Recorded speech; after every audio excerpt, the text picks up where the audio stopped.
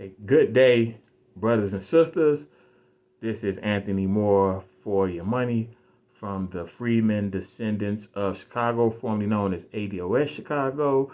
And today we are going to talk about this abusive relationship that black people, particularly and specifically those of us who have descended from U.S. chattel slavery, in other words, those of us who have descended from freedmen, are in with the Democratic Party. And make no mistake about it, it is an abusive relationship. And before I even say that, I'm going to put it in the context of the executive order that we are advocating for and pushing our governor here in Illinois to sign, 1619 Rapid Relief Executive Order. And the governor in question, who we are addressing, is multi-billionaire Democrat J.B. Pritzker, who inherited all this money, who we call J.B. I wouldn't be governor without the black vote Pritzker, which is very relevant to what we're talking about in terms of this abusive relationship that we as black people who have descended from U.S. chattel slavery have with this here Democratic Party. And no, I'm not saying vote Republican. It's not that kind of program. But here's the thing. I have been a registered Democrat ever since I've been the age of 18. In other words, all my voting life. And I have voted in every single election that I have been eligible to vote in as a citizen of Chicago and the state of Illinois. City, state, county, general, federal. Not voted for a Republican one time. And voted in everyone as a Democrat since I've been the age of 18. And I've been 18 way longer than I would like to admit. So we talking about a bit of time. And as far as I can honestly recall, I've not missed not one election. Now, maybe I missed some obscure election like dog catching, and these people are such charlatans that they'll destroy things like, oh, he's a liar. He say he voted in every election, but there's one election, he didn't vote in that election. The dog catch election, 2008 for the special zoning district in Ninth Ward. And that, but they won't leave it. They won't get specific about that it was an obscure election. They just say he said he voted in every election, and we checked his record. He ain't voted in every election. You can't trust the word it takes. That's how they distort things. And just the fact that you black and you criticize the Democrats, you automatically Republican, you automatically pro-Trump, you automatically this, that, other than you are automatically any and everything except a U.S. citizen who expects to get fair exchange for your vote, a U.S. citizen who expects to elect politicians who actually represent and advocate for you. And this whole dynamic with us being in an abusive relationship with the Democratic Party is going to play out with this upcoming election with this JB. I wouldn't be governor without the black vote Pritzker, because like I said, he wouldn't be governor without the black vote. And in 2018, he bought his way into that election with a reported $154 million, and he's projected to spend even more money this time in 2022 to be reelected. But yet, he wouldn't have been governor without the black vote back then, and he won't be governor without the black vote now. So can we please get fair exchange for our vote, especially from the governor who said it's hard being black, which is the website for the executive order named after this dude. This guy's trying not to call him out his name, but I don't like being pimped and played, and I don't like my people being pimped and played. But this guy's own words. So what's gonna happen? I mean, come on now. They're gonna run the same playbook that they've been running, that they run on us election after election, year after year, decade after decade. You gotta vote for the lesser evils. You see them horrible, terrible Republicans, and I know the Republicans are horrible and terrible. Some of them are damn outright crazy. But and I'm not saying, like I said, I'm not saying vote for them, because as I said before, I don't believe in exchanging one bad decision for another bad decision, which is why I don't buy into the concept of lesser evil, less terrible, because guess what? I don't want any degree of terrible. I don't want any degree of evil, okay? Because guess what? Even if you get less terrible, less evil, you still dealing with something that's evil. You are still dealing with something that's terrible. How about we have something good, something great, something satisfactory? But when election time comes, they go say, oh, you can't, y'all black people, y'all gotta vote, y'all gotta push good office, because the Republican, oh man, you can't vote for him. And I know they're gonna be horrible and terrible, because so far I looked at the Republican side of the equation, and I'm not impressed, as I usually never am. Now I strive to have an open mind. I will strive to have an open mind, but I honestly don't expect that they're gonna do anything but these terrible typical Republican policies. But that don't mean that we should go. I mean, sometimes, a lot of times, you got to take a loss in the short term in order to have a win in the long term. And as black people who have descended from U.S. chattel slaves in this country, all we have been doing is taking losses. Why not? I mean, we're going to take a loss anyway. Either it's a slow death or a fast, more swift death, but we still are fated for doom and evisceration if we don't do something different and let things go on as they currently are and keep playing for this game that's running us time after time after time after time after time after time after time. I mean, when people are running the playbook on you and the players are kicking your butt each and every time, how about running different plays? Okay, people running the same play on you. They ain't even being inventive. They ain't even trying to do different plays because the same play they keep doing, keep working. You keep being sitting there. You see it in real sport. If people keep falling for the same play, they keep running that play to people either learn how to stop it or at least do something to counter it. Man. Okay, especially in this time and in this age, which is a new unfolding, still yet to be determined post-COVID new global economic paradigm, when the time is more right than it's probably ever been in a lot of our lifetimes to actually implement change, to actually reconstruct things better, to actually do things differently for the better.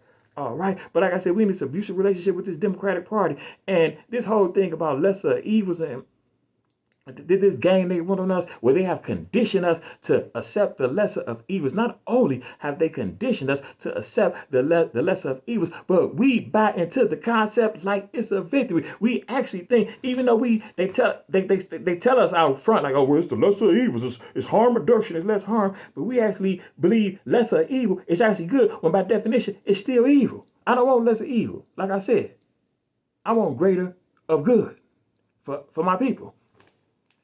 But the thing is, this dynamic that we in with the Democrats, it plays out all throughout this nation for black people who have descended from U.S. chattel slaves. Nationally, locally, on every level, all across this nation. And like I said, we are in an abusive relationship. And the thing that they sold us on, harm reduction, I got an analogy that breaks that down, that really examines. I got an example, a hypothetical instance that really puts this thing into perspective. And yes, it's a graphic example because what they do to us is graphic. It has to be graphic to capture what is being done and continues to be done and will continue to be done to us unless we do something differently and demand more. It's like an abusive mother and her daughter's in an abusive relationship, and the mother says this, child, you need to leave that abuser that you with. You need to leave him alone. Oh, that man is so terrible. That man is so horrible. I mean, that man hits you. He smacks you, kicks you, and he stomps you in your stomach, child. Now, why don't you leave that guy and go with this guy who's not going to be as abusive? He has promised me that he will not stump you and kick you in your stomach. Now, he said he's going to still hit you and smack you from time to time, but at least he ain't going to stump you too. Child, that's progress. It's called harm reduction. And the daughter be like, Mama, I don't want to be with any abuser. I mean, I'm an American woman. Don't I have a right to not be in an abusive relationship here? Child, this is the real world. You need to grow up. Like I said, it's about the better of the situation. It's about harm reduction. It's about who would do the least evil. It's about who would do the less harm. Child, stop being so silly. It is what it is. I mean, like I said, with this new guy, at least you never have to worry about having bruised ribs another day in your life. Now, you're going to still have black eyes from time to time, but child, that's just a part of your life. That's what sunglasses for. I mean, you're going to catch black eyes any damn way, but at least you ain't going to have to worry about having no unintentional abortions anymore. At least that's what they claim. I'm still skeptical. Now, y'all might see that example as horrible and deplorable as it is. But it's exactly the situation that we are in. And the language of that mother in a hypothetical example is the same thing that black people, elders, when it came to Joe Biden versus Trump, it's the same thing that they told the young. When the young was talking about, and we ain't talking about Trump. We know Trump horrible. We know Trump terrible, but so is Biden. They both are two different sides of the same white supremacist coin. Okay, more specifically, the same old white supremacist coin. And I ain't got nothing against white men in general. I ain't got nothing against old white men in general, but I damn sure got something against white supremacy in general. And I know white supremacy when I see it and when it's being done. Okay? And that plays on our trauma as a people, the trauma that these people have inflicted upon us, have set this system up to inflict upon us in the ultimate way ever since were brought into this country over 400 years ago in chains on slave ships and perpetuated ever since. So they have conditioned us to settle for the quote unquote least abuse. So going back to Trump and Biden, when young folks was telling older folks, hey, man, look at this man's record. Hey, this man, I mean, come on now. Look at what this man has said publicly. Look at this man passed the crime bill. It decimated us. We are still suffering from today. And Joe Biden passed the crime bill, which disproportionately locked up black people and decimated us as a people. And he did it specifically for political gain. Not the fact to mention he's an overall terrible politician. Horrible anti-working class policy throughout his whole damn career. Trump is horrible and terrible too. That's why I ain't for neither Trump or Biden, because ain't neither one of them for us. I don't even see it as Democrat versus Republican. It's them versus us. We ain't got no permanent interest. I mean, we don't have permanent allies. We only have permanent interest. And our permanent interest is the well-being of one another. So yeah. And then Biden, after he got elected, thanks to black people saving his election in South Carolina, black people who have descended from U.S. chattel slavery gave this man the U.S. presidency, the most powerful political position in the world. This man was on the ropes. He was irrelevant. All the people that give money for the people that largely determine who become president by who they back, who they support, they were running away from Biden. They considered him as having no chance. Black people in South Carolina made this dude relevant. Then right after he got elected president, thanks to us, this man was in a call with so-called civil rights leaders. I question the word leaders, but we'll roll with it for now. And this man said black people need to work with Hispanics. Now I'm not finna get into whether we need to work with them or not. That's not what this conversation is about. But the fact that this man had the nerve to say that to the very people who gave him the office that he is in, we should be telling him what to do. That's how any other group would play it. That's how it's done. And that's how we deserve for it to be done. How this man that show you who he really is. People have to show you who they really are in victory and triumph. Everybody can pretend to be your friend when they down and out, but when they see themselves riding high, when they on top, that show you who they really are. I mean, the nerve, and it just it's in line with his total history, his total career, that black people, particularly older blacks, so conveniently ignore because of our trauma. Because of course we understandably are repulsed and nervous about the more obvious racism of Trump and some of his supporters versus the more subtle, the more gentle, the more nice racism of Joe Biden, which often is ultimately more insidious and more detrimental over the long term, even though I ain't for it either way, whether it's in my face or whether it's hidden, let's eradicate it altogether. But it's just like our brother Malcolm X said.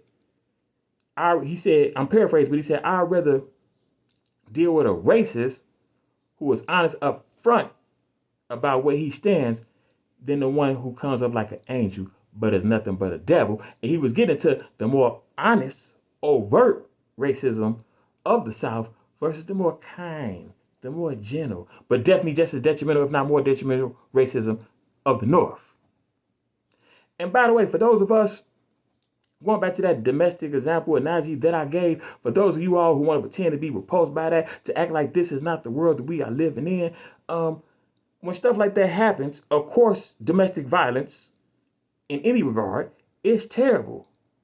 But notice I said that when stuff like that happens, not if stuff like that happens, because this is the real world, and unfortunately stuff like that happens in this in this world. But as terrible as the scenario with the female and her mama is, what's worse is the abuse of a whole race of people. Our people. Millions upon millions upon millions upon millions upon millions upon millions, hundreds of millions of a whole race of people over time, over over hundreds and hundreds of years. And what they're doing to us is domestic abuse, because it's within our home country at the hands of our own government. So it is by definition domestic, and it's abuse.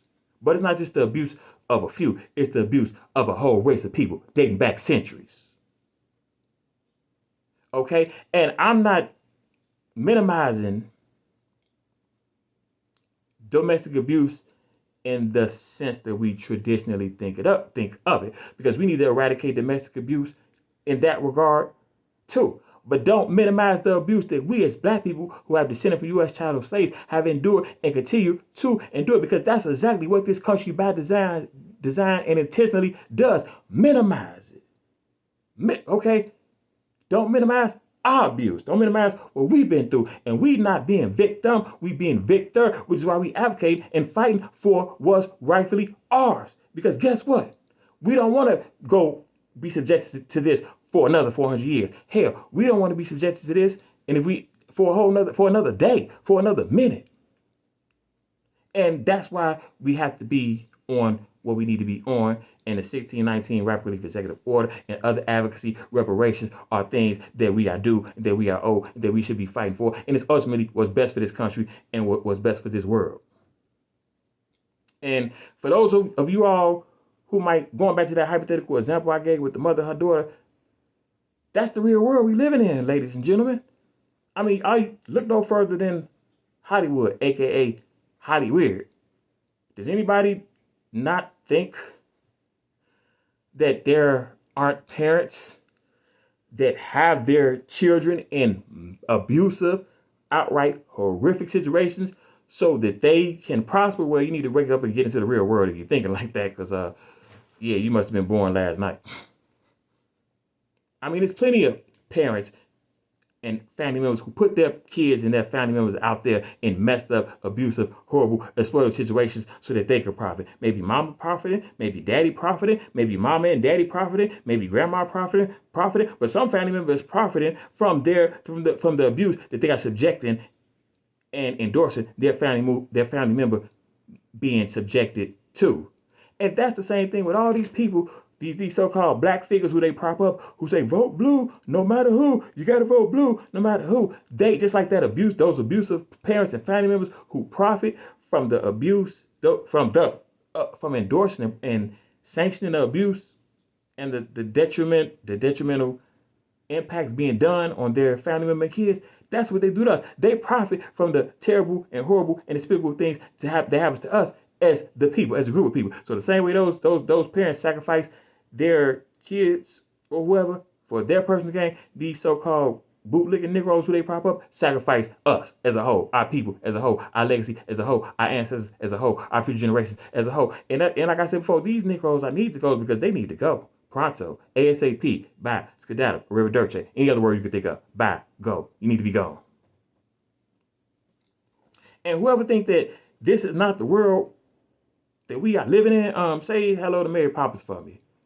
I mean, matter of fact, say hi to Alice in Wonderland while you're at it, okay? Because it must be great to live in the world with these people, because meanwhile, when you living in this fantasy world where everything is nice and everything is all hunky-dory and perfect and fine and everybody loves everybody and everybody treats everybody fair. Meanwhile, when you dealing in this fantasy land with Snow White and the Seven Dwarfs and Cinderella and all them, meanwhile, we here on planet Earth in the United States of America in the 21st century.